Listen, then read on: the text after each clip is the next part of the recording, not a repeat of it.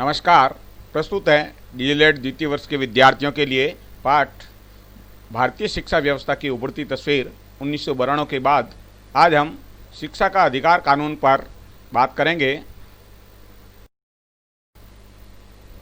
शिक्षा का अधिकार कानून की पृष्ठभूमि में जाएं तो सर्वप्रथम ज्योतिबा फुले द्वारा शिक्षा के अधिकार पर कार्य किया और 1882 में हंटर कमीशन के सामने संपूर्ण जनता के लिए शिक्षा का मांग पत्र पेश किया।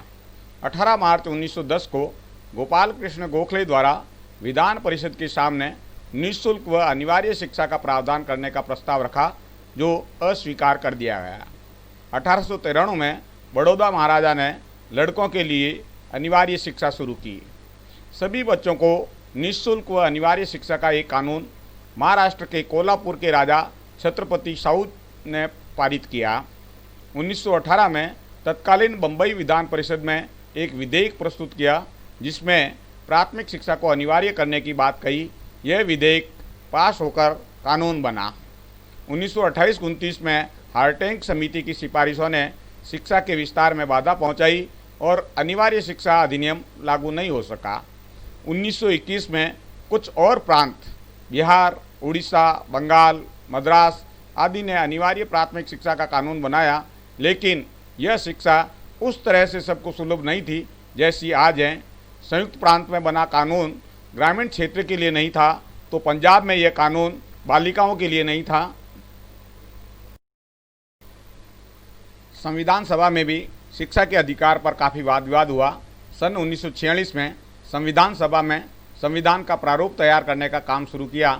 संविधान के प्रारूप में 14 साल तक के बच्चों को निःशुल्क एवं अनिवार्य शिक्षा प्रदान करने को शामिल किया गया। संविधान में यह व्यवस्था थी कि संविधान के लागू होने के 10 वर्ष की अवधि में सभी बच्चों को, जब तक वे 14 वर्ष की आयु पूरी नहीं कर लेते, राज्य निःशुल्क व अनिवार्य शिक्षा उपलब्ध कराएगा। अप्रैल 1947 में संविधान सभा की सलाहकार समिति ने इसे मौलिक अधिकार के रूप में खारिज कर दिया। खारिज करने का मुख्य कारण संसाधनों की कमी बताया और इसे नीति निर्देशक सिद्धांत के अनुच्छेद 45 में स्वीकार किया गया। आइए शिक्षा के अधिकार के संबंध में न्यायपालिका की भूमिका पर चर्चा करें। बंधुआ मुक्ति मोर्चा बनाम भारत संघ 1984 के मामले में उच्चतम न्यायालय ने स्पष्ट तौर पर कहा कि अनुच्छेद 21 जीने के अधिकार की बात करता है, उसमें शिक्षा सुविधाएं भी शामिल हैं। मोहिनी जैन बनाम कर्नाटक राज्य 1992 में उच्चतम न्यायालय ने दोहराया कि जीवन के अधिकार को काफ़ी व्यापक अर्थ में समझा जाए, जिसमें शिक्षा की सुविधाएं भी शामिल हैं। उन्नी कृष्णन बनाम आंध्र प्रदेश 1993 में उच्च न्यायालय ने शिक्षा के अधिकार पर अपने फैसले में निम्न बातें कही। पहला, संविधान निर्माताओं ने जिम्मेदारी राज्य सरकारों को सौंपी है कि वह नागरिकों को पैदा होने से लेकर 14 वर्ष तक निःशुल्क व अनिवार्य शिक्षा उपलब्ध कराए। दूसरा, संविधान की प्रस्तावना में लिखे गए उद्देश्यों को तब तक प्राप्त नहीं किया जा सकता जब तक कि नागरिकों को शिक्षा उपलब्ध न कराई जाए। तीसरा, संविधान के भाग 3 मौलिक अधिकार व भाग 4 नीति निर्देशक तत्व एक दूसरे के पूरक हैं, इसलिए जब तक नीति निर्देशन तत्व अनुच्छेद 45 में वर्णित शिक्षा के अधिकार को वास्तविक नहीं बनाया जाता, तब तक भाग 3 में वर्णित मौलिक अधिकार निरक्षरक बहुसंख्यकों की पहुंच से काफ़ी दूर रहेंगे। दिसंबर 2002 में शिक्षा को मूल अधिकार बनाने हेतु 86वां संविधान संशोधन प्रस्तुत हुआ, जिसके द्वारा संविधान में निम्नलिखित अनुच्छेद शामिल किए गए। पहला, संविधान के अनुच्छेद 21 जीवन जीने का अधिकार के बाद नए अनुच्छेद 21 क या 21A का समावेश हुआ, जिसमें कहा गया है कि राज्य द्वारा 6 से 14 वर्ष के आयु वर्ग वाले सभी बालकों और बालिकाओं को निःशुल्क प्रारंभिक शिक्षा उस नीति से दी जाएगी जिसे राज्य कानून द्वारा निर्धारित करेगा। इस संशोधन के अनुरूप एक और कानून पारित होना था, जो 7 वर्ष बाद बना। निःशुल्क एवं अनिवार्य शिक्षा विधेयक 2008 राज्यसभा एवं लोकसभा में पारित होकर अगस्त 2009 में राष्ट्रपति की मंजूरी के बाद अप्रैल 2010 में लागू हुआ। इस अधिनियम में 7 अध्याय एवं 38 धाराएं व इनकी उपधाराएं हैं। इस तरह 6 से 14 वर्ष की आयु के सभी बालकों और बालिकाओं को निःशुल्क और अनिवार्य शिक्षा उपलब्ध कराने के लिए अधिनियम बना। इस अधिकार को कानूनी जामा पहनाने में आज़ादी के बाद भी 62 वर्ष लग गए। निःशुल्क और अनिवार्य शिक्षा का अधिकार कानून के प्रावधान निम्नानुसार हैं। 6 से 14 साल के प्रत्येक बालक को प्रारंभिक शिक्षा को पूरी होने तक आसपास के विद्यालय में निःशुल्क और अनिवार्य शिक्षा का अधिकार होगा। अपनी प्रारंभिक शिक्षा को पाने और पूरा करने में कोई बालक किसी प्रकार की फीस या प्रभार या व्यय करने के लिए बाध्य नहीं होगा। राज्य सरकार और स्थानीय प्रशासन को अपने क्षेत्र और पड़ोस की सीमा के भीतर जहां विद्यालय नहीं है वहां इस अधिनियम के लागू होने के 3 साल की अवधि के भीतर विद्यालय स्थापित करना होगा। निःशुल्क शिक्षा विद्यालय पुस्तक, कॉपी, बस्ता, यातायात, गणवेश आदि की व्यवस्था भी सरकार द्वारा निजी विद्यालयों के 25% आरक्षित सीट पर प्रवेश लेने वाले विद्यार्थियों पर भी लागू होगा।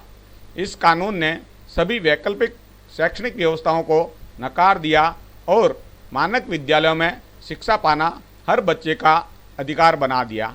शिक्षा के लिए इस कानून ने बच्चों या अभिभावकों को नहीं बल्कि स्वयं सरकार को जिम्मेदार ठहराया है। आरटीई में विद्यालय प्रवेश और मानक विद्यालय के बारे में निम्न प्रावधान है। विद्यालय प्रवेश के समय बालक या उसके अभिभावक का किसी प्रकार का परीक्षण नहीं किया जाएगा, न ही प्रवेश के लिए किसी प्रकार के प्रमाण पत्र की मांग की जाएगी। 6 वर्ष से ज़्यादा उम्र के ऐसे बालक जिनका किसी विद्यालय में प्रवेश नहीं हुआ या नामांकित हैं लेकिन उसकी प्रारंभिक शिक्षा पूरी नहीं हुई है, उन्हें उम्र के मुताबिक उपयुक्त कक्षा में प्रवेश दिया जाएगा। यदि उम्र के अनुसार कक्षा में प्रवेश नहीं हो पाए हों तो दूसरे बच्चों के बराबर आने के लिए विशेष प्रशिक्षण का अधिकार होगा। अपनी आयु के अनुसार कक्षा में प्रवेश लेने वाले बच्चों के लिए ज़रूरत पड़ने पर ब्रिज कोर्स की व्यवस्था की जाएगी ताकि वे कक्षा स्तर के अनुरूप अध्ययन कर सके। अधिनियम में विद्यालय के मानक बहुत ही न्यून है, जबकि केंद्र सरकार द्वारा संचालित केंद्रीय विद्यालय या नवोदय विद्यालयों को मानक विद्यालय मानना चाहिए था। शिक्षा किस प्रकार की और कैसी हो उसके संबंध में आरटी के प्रावधान निम्नानुसार हैं। किसी बच्चे को शारीरिक रूप से दंडित या उनका मानसिक उत्पीड़न नहीं किया जाएगा। पाठ्यक्रम और मूल्यांकन विधि को तय करने वाले शैक्षणिक प्राधिकारी इन बातों पर ध्यान देंगे। पहला, संविधान के निहित मूल्यों से इसकी अनुरूपता होगी। बच्चे का समग्रता में विकास होगा। बच्चे के ज्ञान, संभावित क्षमता और प्रतिभा का विकास होगा। शारीरिक एवं मानसिक योग्यताओं का पूर्णतम विकास होगा। बाल केंद्रित और बाल सुलभ तरीके से विभिन्न क्रियाकलापों, अन्वेषण और खोज के माध्यम से सीख उत्पन्न करनी होगी। जहाँ तक हो सके पढ़ाई का माध्यम बच्चे की मातृभाषा होगी। बच्चे को भय, सदमा और चिंता से मुक्त बनाना होगा और उसे अपने विचारों को खुलकर कहने में सक्षम बनाना होगा। बच्चे के ज्ञान की समझ और इसे व्यवहार में लाने की योग्यता का व्यापक और सतत मूल्यांकन किया जाएगा। आरटी के तहत शिक्षक योग्यता।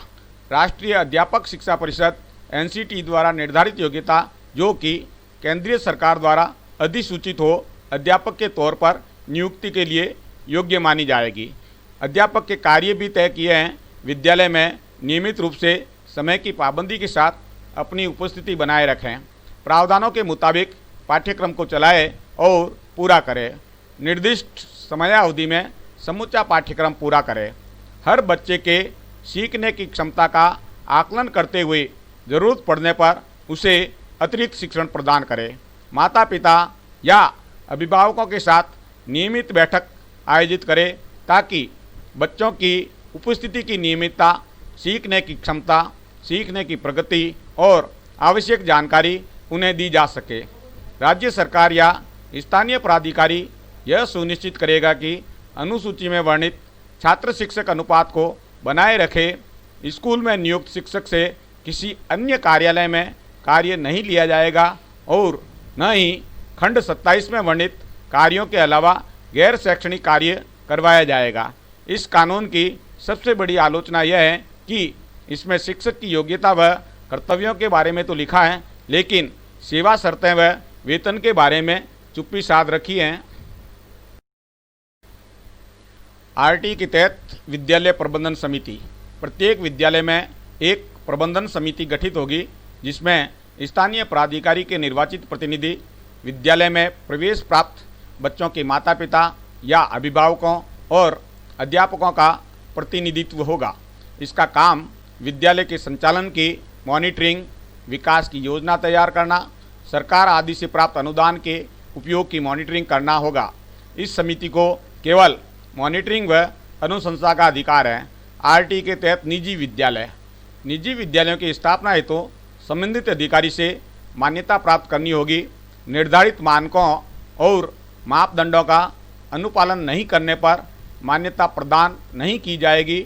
निःशुल्क शिक्षा का प्रावधान भी होगा। इनमें निजी विद्यालयों में कक्षा 1 या प्रारंभिक शिक्षा जैसे LKG, UKG आदि की कुल छात्र संख्या का 25% पड़ोस के कमजोर और वंचित वर्ग के बच्चे होंगे, जिन्हें कक्षा 8 के स्तर तक निःशुल्क शिक्षा दी जाएगी। उसे राज्य के द्वारा किए जा रहे प्रति बच्चे की खर्च की दर से प्रतिपूर्ति की जाएगी। आरटी में वित्तीय प्रावधान इस प्रकार से होंगे।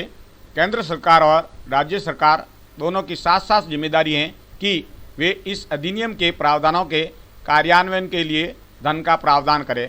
केंद्र सरकार की भूमिका इस प्रकार से है। शैक्षणिक प्राधिकारी के सहयोग से धारा 29 के तहत राष्ट्रीय पाठ्यचर्या की रूपरेखा विकसित करेगी। शिक्षकों के प्रशिक्षण हेतु मानकों को विकसित करेगी और उन्हें प्रभावी बनाएगी। नवाचार के उन्नयन, शोध, नियोजन और क्षमता वृद्धि हेतु राज्य सरकार को तकनीकी सहायता एवं संसाधन प्रदान करेगी। राज्य सरकार की भूमिका इस प्रकार से होगी। 6 से 14 साल की उम्र के हर बच्चे को निःशुल्क एवं अनिवार्य प्रारंभिक शिक्षा प्रदान करेगी। यह सुनिश्चित करना होगा कि किसी भी आधार पर कमजोर और वंचित वर्ग के बच्चों के भेदभाव के चलते प्रारंभिक शिक्षा पाने और उसे पूरा करने से रोका न जाए। आधारभूत संरचना जैसे स्कूल भवन, शिक्षक व सीखने के उपकरणों की व्यवस्था करेगी। प्रारंभिक शिक्षा हेतु समायोजित तरीके से पाठ्यक्रम और अध्ययन के विषय निर्धारित करेगी। शिक्षकों के लिए प्रशिक्षण सुविधा उपलब्ध कराने का काम भी राज्य सरकार करेगी।